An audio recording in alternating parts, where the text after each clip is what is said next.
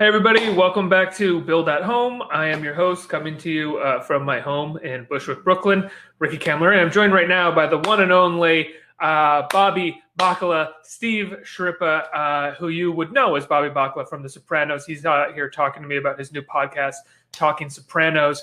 Before we get into it, I just want to say, as we do at the top of all of these Build at Home podcasts, during this period of time, which is that upwards of 600 school lunches have not been served due to the school closures because of the coronavirus. If you would like to find out how you can contribute, how you can help those kids get those meals that they're missing, please go to nokidhungry.org. Steve, thank you so much for being here. Good to see you, sir. How are you? Hey, good to see you. My pleasure. Thanks, man.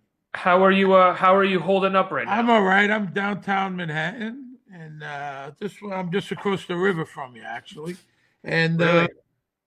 you know how it is here. It's bad in New York City. I don't think the rest of the country, even though they watch the news, unless you're here, you don't realize how bad it really is. And we've all. I mean, I know many people that are sick, numerous people that have died, and Wow. I'm trying to do my best, stay in. I go for a walk an hour a day, and otherwise, I'm just in my apartment and that's it, man. I'm hoping for the best. I appreciate all these people, the garbage men and the nurses and Oh yeah. doctors and people working in the stores and everyone coming to work. It really shows what you're made of. So salute to them. My hats go off.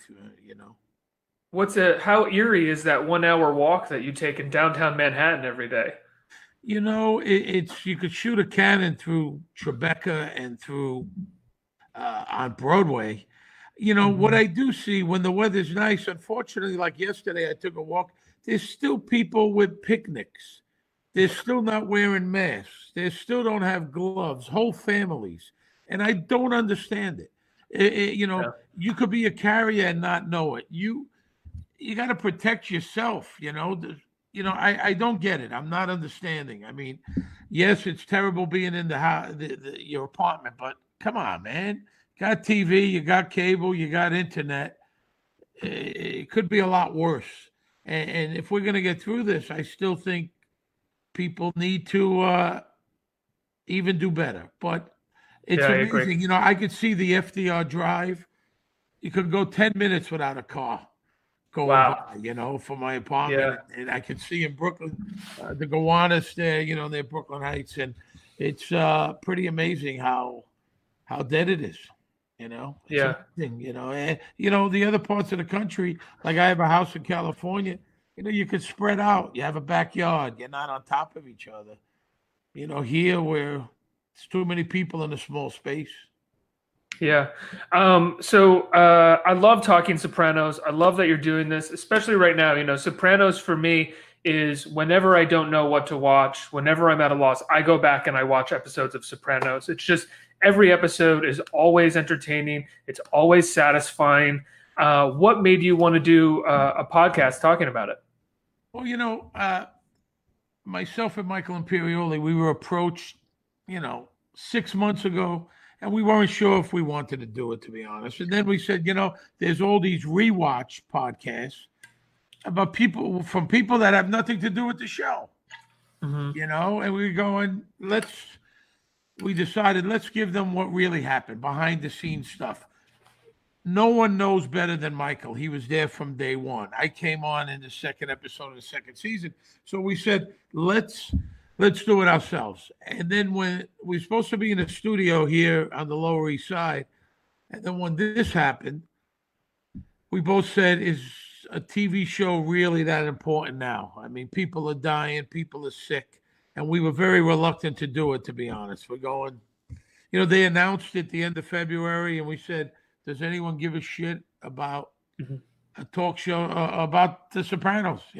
And then we started getting all kinds of requests on social media. We could use it. We need it now. I'm rewatching The Sopranos and on and on. So we gave it a shot. The third episode came out today. It's talkingsopranos.com and YouTube and wherever you get your podcast. And it's been going great. And I mean, 99.9% of the comments have been positive. It gives you an hour away from this madness. I know a lot of people are anxious and depressed, and I'm one of them. And it gives you an hour. You know, we went back to watch it for the first time in 20 years. I haven't seen the show, and How does that feel? Listen, I wasn't on at the beginning, so it's pretty amazing. I tell you what, of everything, it's so funny. The show is much more funny than people think. People think it's killing, and yeah, there's a lot of that, but it's laugh out loud funny. So I agree. Every time I go back and watch it, I'm reminded of how much of a comedy it is. First and foremost, absolutely. And even Michael Imperioli will say when he got the pilot, he wasn't sure if it was a spoof, he wasn't sure if it was a comedy or a drama. So listen, what we're trying to do is two guys. We're very close friends for a long time. Two guys having lunch, talking about the show, just sitting across. I wish we were across from each other. He's in California, I'm here in New York, and we're recording, and it's been going pretty well. And we have some guests on coming up: Robert Isla, AJ Soprano, and Jamie Lynn Sigler, and Michael Rispoli, who was one of the finalists for Tony Soprano and played Jackie Aprile. Right. And so we're going to have a lot of crew guys on, and the casting people and makeup people and everyone who made the show the success it was. And of course, we're very optimistic we're going to get David Chase at some point. So, oh, that would be incredible. Well, of course, because he has the Sopranos prequel movie coming out. Yeah. I'm curious. You've done a few episodes. Have you started watching any of your episodes yet? No. I'm up to episode 8. Are you nervous to watch your episodes? No. But I was, I think I hope I've become a much better actor since then.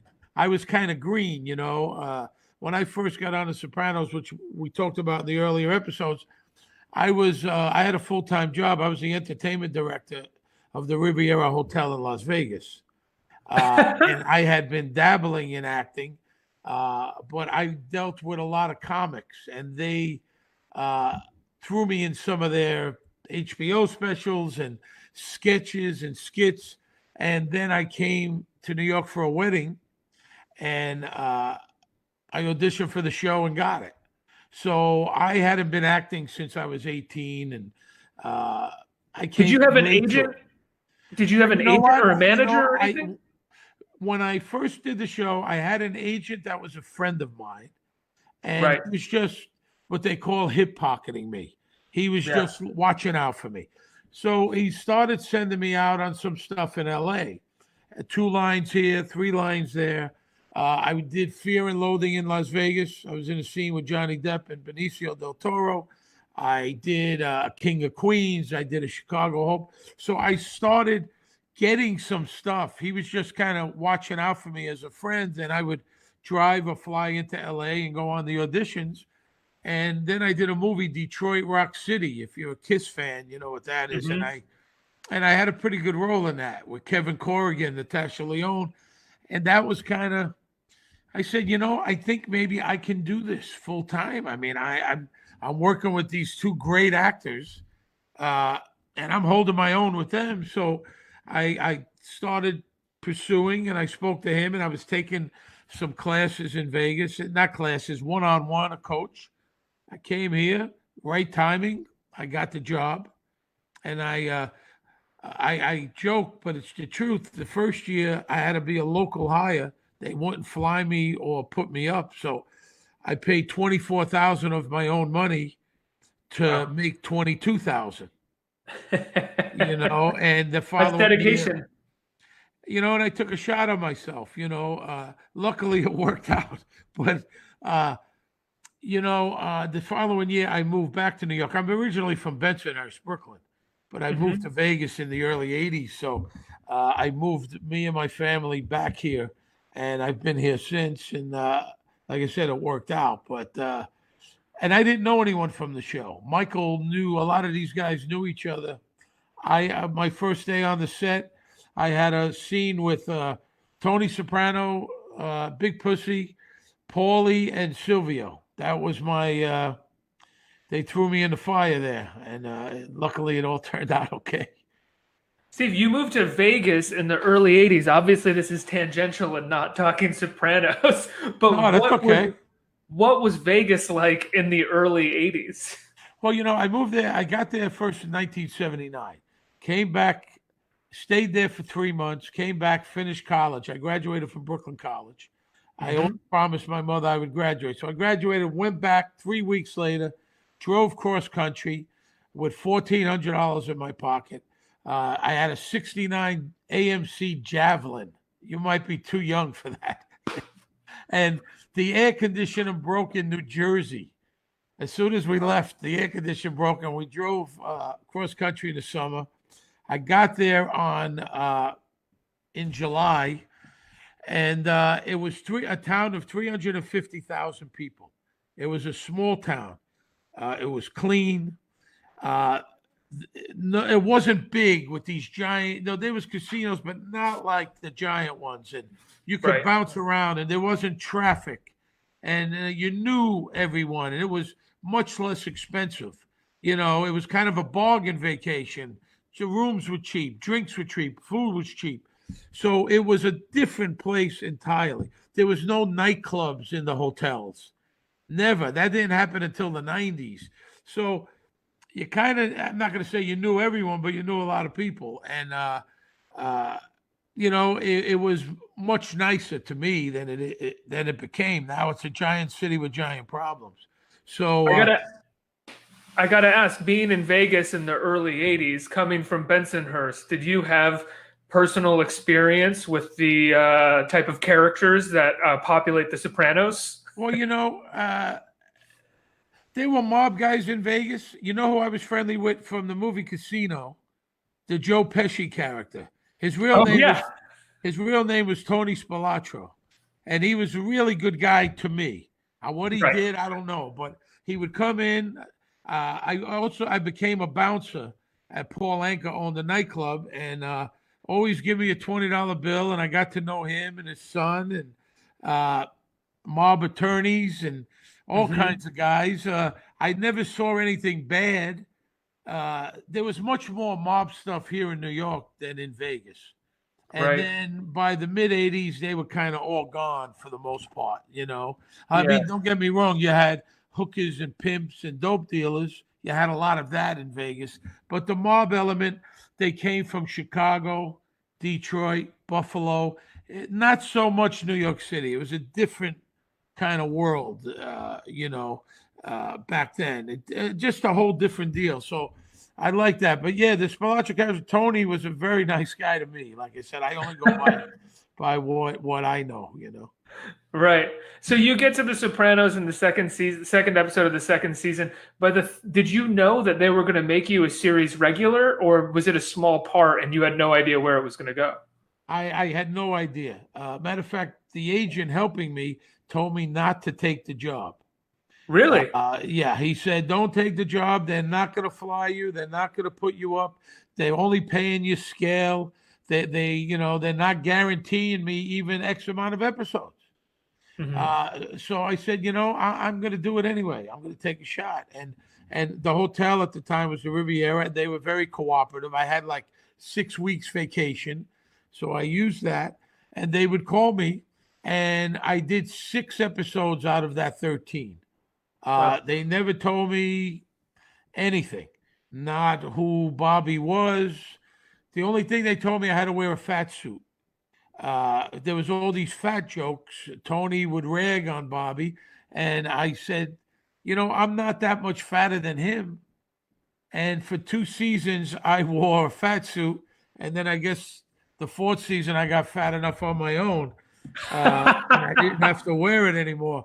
But that was the only thing, and I did 6 episodes, and on the last day of the season, I happened to be there, and I saw David Chase, and I really didn't speak to him much since the audition, maybe not at all. And I introduced myself to him. I stuck out my hand. I said, I'm Steve Schirripa. I play Bobby Bacala. And he went, I know who you are.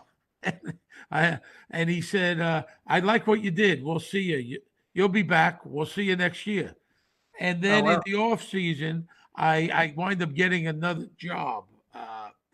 And I was going to take it, another a series regular job, and then they stepped up and they made me a series regular in season 3, and they paid for us to come back and moved us back here. So it was that was a good phone call to get when they tell you that, you know. One of my favorites, one of my favorite characters on the show is Janice, played hilariously, I think, wonderfully by Aida Turturro.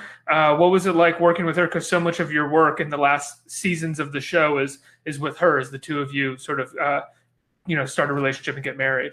Yeah, I like her very much. She was fantastic to me. I didn't really know her because you have such a big cast, right? And everyone assumes that you all work together. Like even now, I've been on Blue Bloods for 5 years. I see Tom Selleck. I saw him twice this season. You Right. just you work with who you work with. So I didn't know Aida all that well, and then we started working together, and she was great. I mean, she is a longtime New York actress. She's a wonderful actress. I would go to her apartment and we would, run lines, study lines. I would meet her at a park. She was just terrific. I learned a lot from her. Just a lot of fun, a lot of laughs. I texted her the other day. I still keep in touch with her. A wonderful, underrated actress. Though she did get Great. nominated for an Emmy, she should have won it. She was really, really great. Moving into the upcoming episodes of Talking Sopranos, what do you guys have coming up in terms of subject and guests and how you're going to talk about the show? Well, we talk about a lot of stuff. Like I said, it's two guys having lunch. We're longtime friends, so we talk about whatever we feel like talking about. Then we'll give you some behind the scenes stuff. Michael tells some great stories. I have some stories just in general, Paulie Walnuts was always my favorite character. And we have a wingo meter, how big his wings get. Because in the pilot, the wings are only 2 inches. And then as the series goes on, they get bigger. So we'll be checking in on his wings. And like I say, Grandpa Munster and Paulie Walnuts are the only 2 people in America that had that hairdo. They're the only 2. So we're going to, like I said, we've got some of the writers coming up, producers, cast. Right. Michael talks about his audition from day one, what it was like to be in the writer's room. He's got a really funny story how during a scene, him and Christopher Tony Soprano were throwing a body off the cliff, and between takes, they drank a half a bottle of Jack Daniels or finished the bottle. Wild turkey. And then they had to throw the body off the cliff, and they were so worried about them falling off the cliff, they chained their legs to the tree. So they didn't fall off. So there's a whole bunch of stuff like that. We're very honest. That's an amazing story. Amazing story. True story. We talk about, like I said, Paulie Walnuts, just in a character on camera and off camera. And in one scene, they go to Paulie Walnuts' house, and everyone was saying, what would Paulie's house look like? What would his apartment look like? And they were racking their brains. And then finally somebody said, what do you mean? The guy is the guy. Let's go to his apartment, see what it looks like. And that's what you see. So there's a whole bunch of stuff. Also, Tony Sirico, when we shot Pine Barrens up in we were staying in a hotel next to West Point, and he couldn't sleep on those pillows. So they sent the production assistant back to Brooklyn, gave him the keys to his apartment, and had to get his pillows so Tony could sleep. So, we talk about a whole bunch of stuff. We were all very close friends. It was very much like a family. And, we, like I said, Talking Sopranos episode 3 today came out. You could go to talkingsopranos.com, YouTube, anywhere where you get your podcasts, Apple, Spotify. But we are watching episode 8 now. So I watch Great. it twice. I take notes on one of them because I forgot. It's been 20 years. And then I watch it as a fan. And we have two different perspectives. Michael is a much deeper thinker than me. So he sees all the little things. I watch it more like a fan, and I have a lot of questions. So I think it's been working pretty good, a combo. But like I said, I'm curious. Next week we have the two casting directors, Sheila Jaffe and Georgianne Walken, who was Christopher Walken's wife. And I did my audition for her. And I remember being very nervous, and it was uptown on Broadway.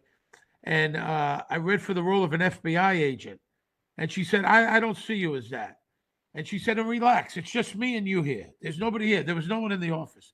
She helped me relax, and I read the role of Bacala, cold read it, and she liked what I did. And so we got the two of them on. So I want to know who was up for the role of Bobby, who was up for the role of Christopher, and so on and so on. I'm very curious. Who was Carmela? I mean, they saw hundreds of people for each role. So I'm very curious. Was there anybody else up for the role of Carmela outside of Edie Falco? I always thought that she was number one choice. I don't know that. It was the number one choice when it got down to the wire. But before that, they saw a lot of people.